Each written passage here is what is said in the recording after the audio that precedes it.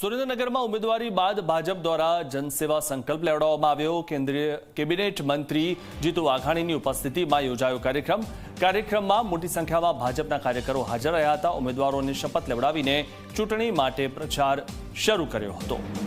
તો જે ઉમેદવારો નક્કી થઈ ગયા છે, જેમને મેન્ડેટ આપવામાં આવ્યું છે, જેમણે ઉમેદવારી પત્ર ભર્યું છે, તેમ તમામ પાસે શપથ લેવડાવવામાં આવ્યા હતા। ઉમેદવારી બાદ ભાજપ દ્વારા જનસેવા સંકલ્પ લેવડાવવામાં આવ્યો। મંત્રી જીતુ વાઘાણીની ઉપસ્થિતિમાં આ કાર્યક્રમ યોજાયો હતો। કાર્યક્રમમાં મોટી સંખ્યામાં ભાજપના કાર્યકરો હાજર રહ્યા હતા। જનસેવાનો સંકલ્પ પ્રામાણિકતા અને નિષ્ઠાથી જનતાની સુખાકારી માટે કામ કરીને એની કલ્પનાનું સુરેન્દ્રનગર બનાવીએ।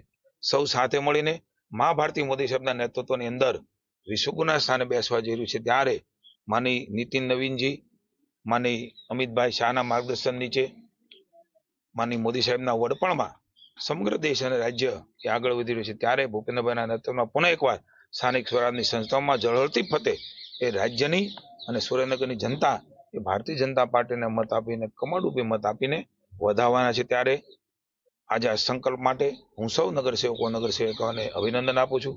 અને આ ભારતીય જનતા પાર્ટી જ કરી શકે।